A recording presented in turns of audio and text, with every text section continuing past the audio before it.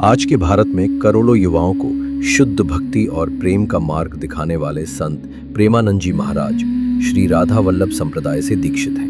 लेकिन क्या आप जानते हैं ये राधा वल्लभ संप्रदाय किसने और कब शुरू किया? राधा राधा। विदेशी आक्रमणों की वजह से वृंदावन उजड़ गया था, पूरा इलाका जंगल बन चुका था। फिर आए श्री हित हरिवंश महाप्रभु, जिन्होंने वृंदावन को दोबारा जीवित किया। लेकिन क्या आप जानते हैं श्री हित हरिवंश महाप्रभु किसके अवतार माने जाते हैं और उनके गुरु कौन थे? तो चलिए अब शुरू करते हैं उनकी दिव्य जीवन लीला। कहानी आगे बढ़ाने से पहले अगर आप हमें सपोर्ट करना चाहते हैं तो ये वीडियो सभी राधा रानी के भक्तों तक शेयर कीजिए। चैनल को सब्सक्राइब करें और कमेंट करना मत भूलिए। राधे राधे।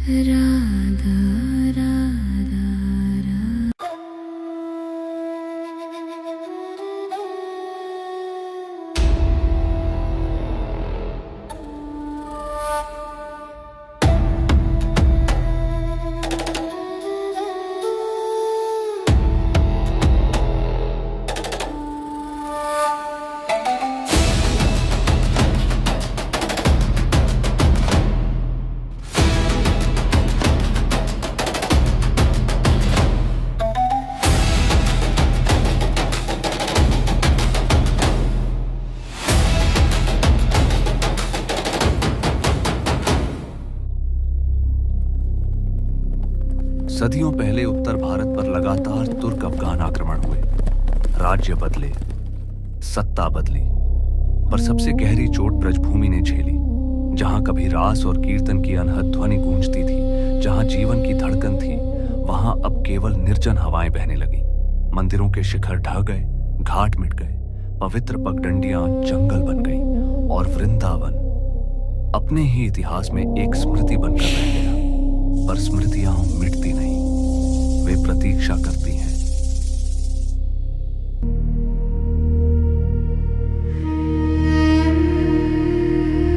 स्वामिनी, वृंदावन की हालत ठीक नहीं है। मंदिर सूने पड़े रहते हैं। लोगों में वही पुरानी खुशी नहीं रही। जिन जगहों पर गीत गूंजते थे अब वहां सिर्फ सन्नाटा है। ऐसा लगता है जैसे ब्रज का अपना स्वर ही खो गया है।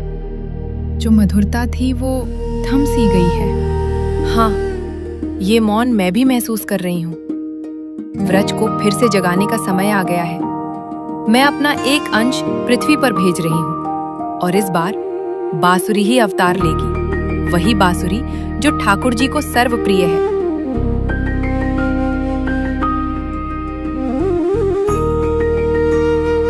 क्या वही बालक वृंदावन का खोया हुआ स्वर वापस ला पाएगा?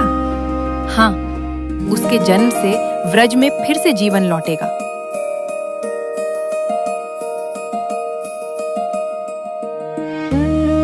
लोग समझेंगे कि वो मेरे हित में जन्मा है और उसके आने से वृंदावन का नया समय शुरू होगा।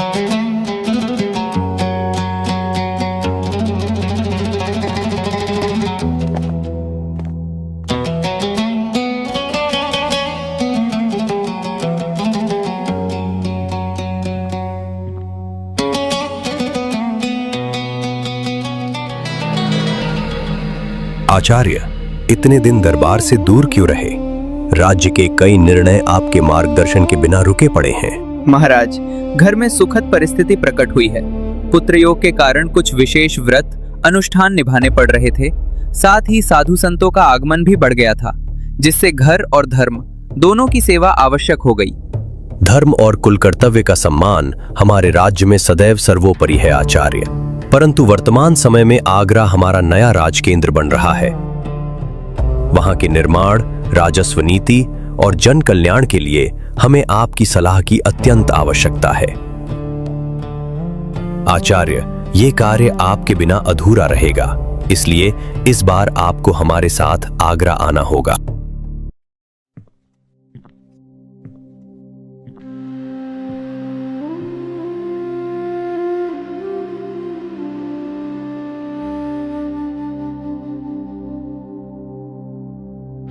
अब आपकी तबीयत कैसी है? आपसे एक बात कहनी थी। राज कार्य के लिए हमें आगरा जाना है। इस हालत में क्या आप हमारे साथ चल पाएंगी? हाँ, जाते जाते यदि संभव हो तो व्रजभूमि के दर्शन भी कर ले। मन अजीब तरह से खिंच रहा है, जैसे किसी पुरानी पहचान की पुकार हो। सच कहूं, पिछले कुछ दिनों से सब कुछ अलग सा लग रहा है। मन कहता है जैसे किसी दिव्य आगमन की तैयारी चल रही हो। कभी कभी लगता है ये बालक साधारण नहीं होगा, मानो गर्भ में कोई दिव्य स्पंदन उठता है। हाँ, कई रातों से ध्यान में एक ही भाव आता है, जैसे किसी पावन आगमन की आहट हो। लोग कहते हैं कुछ बालक आने से पहले ही घर की हवा बदलने लगती है। और यहाँ सच में सब बदल रहा है।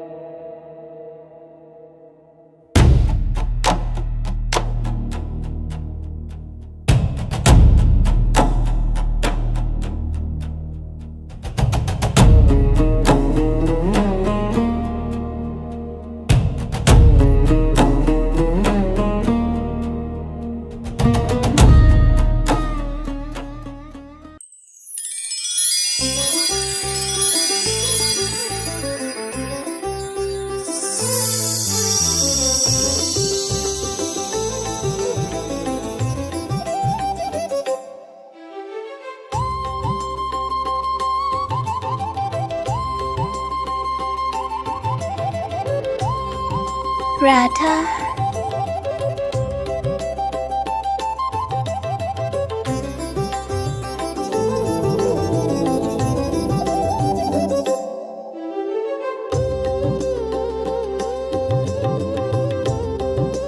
स्वामी, बालक आंखें क्यों नहीं खोल रहा? ये कैसे हो सकता है? नवजात बालक को तो आंखें खोलनी चाहिए थी। हे प्रभु, मेरे बालक को क्या हो गया? यदि इसका जन्म व्रज भूमि में हुआ है तो इसकी रक्षा स्वयं आप ही कीजिए। स्वामी, हर बालक पहली बार रोता है, लेकिन इसने राधा नाम लिया था। क्या? जन्म लेते ही राधा नाम? देखिए, अभी राधा नाम सुनते ही बालक के होंठ और हाथ हिलने लगे हैं। लगता है ये बालक जन्म से ही राधा रानी का भक्त है। अब तो यही प्रतीत होता है ये भजन सुने बिना अपनी आंखें खोलेगा ही नहीं।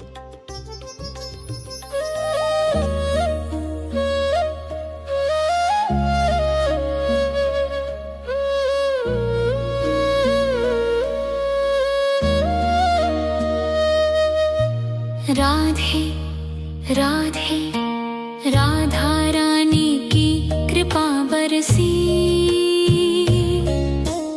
आज रज में सुगंध जगी।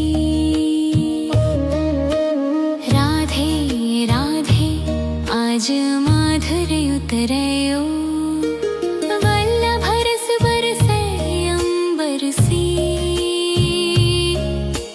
मधुर झंकार बहे पवनों में, वाधा नाम जपे सुलाला जन्मे कोमल प्रेम स्वर तन में।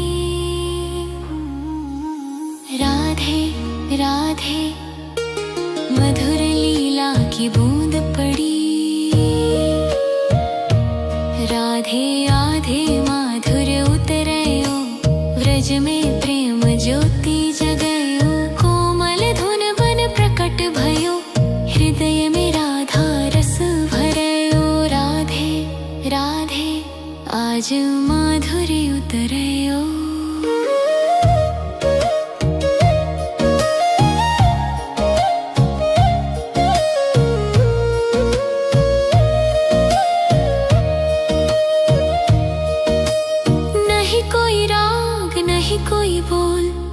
मधुर प्रेम धारा जागी।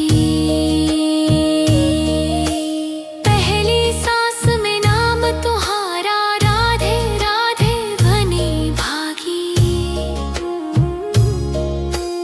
जागे रस रंग रज के अंतर, जागे नव माधुर्य सुगंध। राधे राधे आज मधुर सवर प्रकट भये।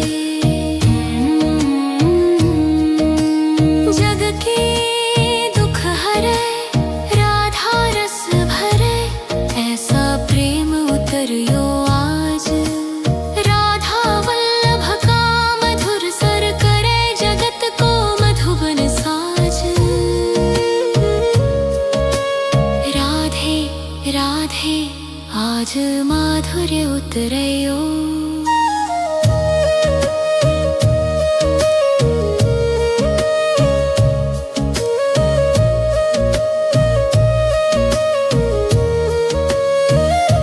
राधे आध माधुर्य उतरयो, ब्रज में नव प्रभा फूटयो। राधा वल्लभ की कृपा से प्रेम पंथ नवदीप जगयो। राधे राधे आज माधुर्य उतरयो।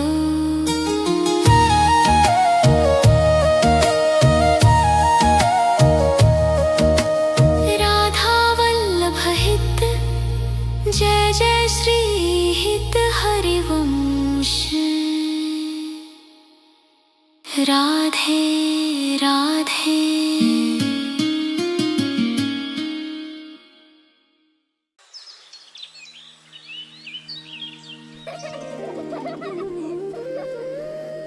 समय बीतता गया।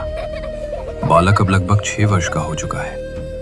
भवन का बगीचा आज बच्चों की हंसी से गूंज रहा था। धीमी हवा, पेड़ों की छाया, मिट्टी की सुगंध। उसके बीच वो 6 वर्ष का बालक, शांत, सरल और पता नहीं क्यों सबका प्रिय।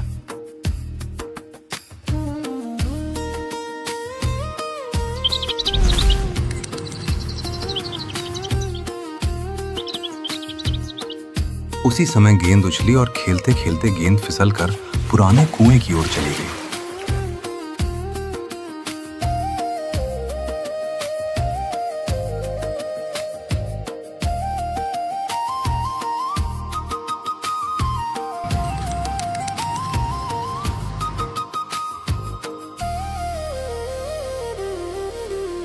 कुएं में अंधेरा ऐसा कि पानी भी दिखाई नहीं देता था, बस गहराई। गेंद गिरते ही बच्चे ठिठक गए। उधर मत जाना, नीचे कुछ दिखता ही नहीं। कुआं बहुत पुराना है, किसी ने कभी नीचे झांका भी नहीं।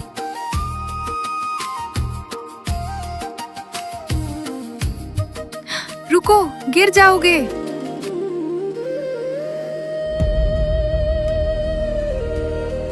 डर तब लगता है जब हम अपनी आंखों पर भरोसा नहीं करते।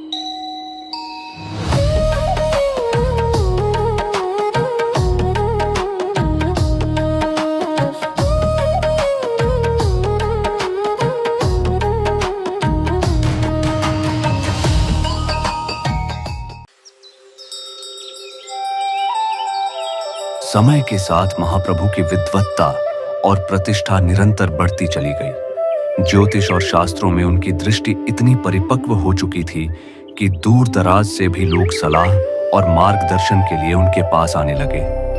इन्हीं वर्षों में उनका विवाह हुआ, 3 पुत्र हुए और जीवन घर, पूजा और जिम्मेदारियों के बीच आगे बढ़ता रहा। लेकिन जब महाप्रभु 32 वर्ष की आयु के समीप पहुंचे, राधा रानी के प्रति उनका भाव अब उन्हें व्रजभूमि की ओर खींचने लगा था। यह खिंचाव हर दिन थोड़ा और गहरा होता गया। अंततः एक दिन उन्होंने परिवार से कहा, दिल वृंदावन जाने को कहता है। लगता है राधा रानी बुला रही हैं। महाप्रभु के बचपन के कुछ साथी थे जो भक्ति में भी उनकी ही तरह रमे हुए थे। जब उन्होंने वृंदावन जाने की बात कही तो सब उनके साथ चलने को उत्सुक हो गए। एक शांत सुबह महाप्रभु वृंदावन की ओर निकल पड़े। सूरज ढल रहा था। 4-5 सन्यासी और श्री हरिवंश जी पगडंडी पर आगे बढ़ रहे थे।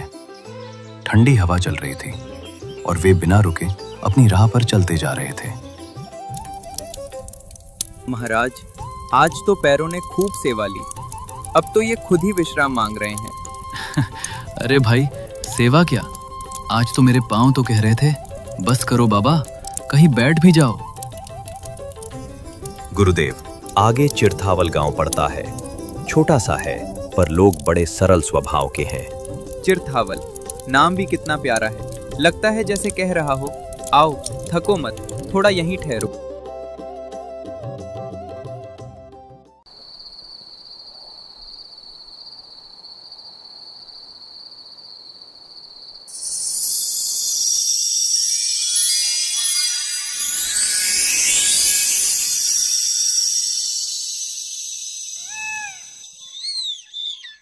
हरिवंश, तुम्हें जिस कार्य के लिए चुना गया है वो घड़ी अब आ चुकी है। तुम आज जिस गांव में ठहरे हो वही आत्मदेव ब्राह्मण रहता है। उसके पास मेरा श्री विग्रह है। आत्मदेव ब्राह्मण के पूर्वज भगवान शंकर जी के भक्त थे। जब उनकी भक्ति से प्रसन्न होकर शंकर भगवान उनके सामने प्रकट हुए और वरदान मांगने को कहा तो उन्होंने कहा, प्रभु, आपकी कृपा ही पर्याप्त है। आपके दर्शन पाकर मैं धन्य हो गया। मुझे किसी वर की आवश्यकता नहीं। शंकर भगवान ने कहा, मैं जब प्रकट होता हूँ तो कृपा दिए बिना नहीं लौटता। ये मेरा अचल नियम है। तुम्हें कुछ न कुछ तो मांगना ही होगा। तब आत्मदेव के पूर्वज बोले, यदि देना अनिवार्य है तो वो दीजिए जो आपके लिए परम प्रिय है। तब शंकर भगवान के हृदय से राधा वल्लभ का श्री विग्रह प्रकट हुआ और उसी पवित्र विग्रह को उन्होंने आत्मदेव के पूर्वजों को सौंप दिया। वही विग्रह अब आत्मदेव के घर है। तुम उसे व्रज भूमि में ले जाओ हरिवंश, और वृंदावन को वैसा ही पुनर्जीवित करना है जैसा वो मेरे समय में था।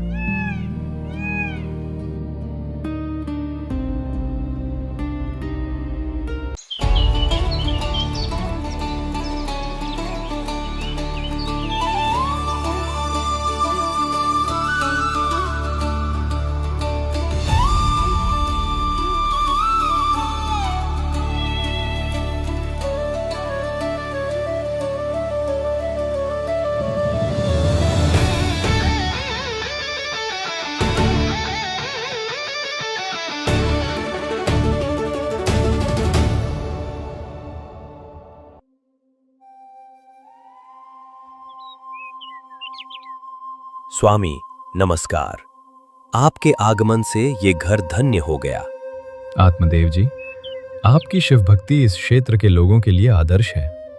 आज प्रातः आत्मबोध में राधा रानी का संकेत मिला कि आपके घर में एक पवित्र धरोहर मेरा इंतजार कर रही है। स्वामी, मुझे भी संकेत मिला था कि आप आज पधारेंगे।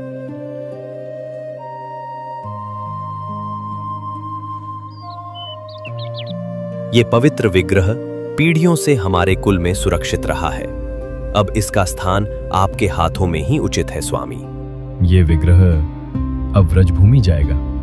यही इसका सच्चा स्थान है। स्वामी, एक और विनती है। मेरी 2 पुत्रियां हैं। दोनों धर्म और सेवा के जीवन को अपनाना चाहती हैं। यदि आपकी अनुमति हो तो उनका विवाह सेवा मार्ग के लिए आपसे किया जा सकता है। यदि ये संबंध भक्ति और धर्म के लिए है तो मैं इसे स्वीकार करता हूँ। ये विवाह सांसारिक नहीं होगा, सिर्फ सेवा, धर्म और संकल्प के लिए होगा। दोनों पुत्रियों से विवाह के बाद महाप्रभु कुछ दिन चिरथावल ग्राम में रुके रहे। इन दिनों में परिवार और ग्रामवासियों से मिलना हुआ और आगे की यात्रा की तैयारी भी। कुछ समय बाद एक शांत सुबह महाप्रभु, उनकी संगिनियां और सभी साथी वृंदावन की ओर रवाना हो गए। श्री हरिवंश जी आगे की यात्रा पर निकल गए। संवत 1590 फाल्गुन एकादशी के दिन वे वृंदावन पहुंचे। वहां पहुंचकर मदन टेर नामक स्थान पर उन्होंने अपना डेरा लगाया। कुछ दिनों तक हिताचार्य वहीं उसी स्थान पर शांत भाव से पूजा भजन करते रहे। धीरे धीरे जब ग्वाले और ब्रजवासी उनके भीतर की सरलता, प्रेम और भक्ति को देखने लगे तो उनके मन अपने आप खिंचने लगे।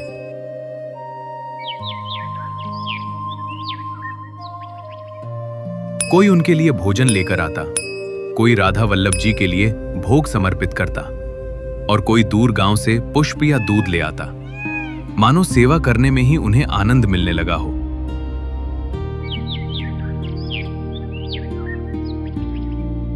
गुसाई जी, आपका यहाँ आना हमारे लिए आश्चर्य भी है और सौभाग्य भी, परंतु एक बात समझ नहीं आती, इतने गहरे निर्जन कुंज में कोई क्यों बसना चाहेगा?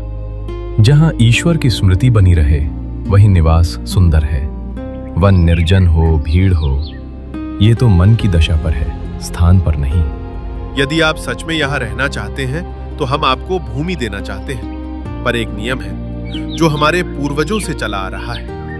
आप ये तीर चलाइए, जहां तक तीर जाएगा वहां तक की भूमि आपके निवास के लिए हम अर्पित कर देंगे। पर यह निर्णय केवल आपकी योग्यता का मान रखने के लिए है, किसी परीक्षा के लिए नहीं। भूमि मुझे क्या करनी? मैं तो जहां बैठ जाऊं वही मेरे लिए पर्याप्त है। पर यदि इससे तुम्हारे मन में शांति और विश्वास मिलता है तो ठीक है, मैं तीर चला दूंगा। देखना, तीर पास ही गिरेगा। महापुरुष कैसे तीर चलाएंगे? चुप, उनके हाथों में कोई शक्ति है, मैंने अभी ही अनुभव किया।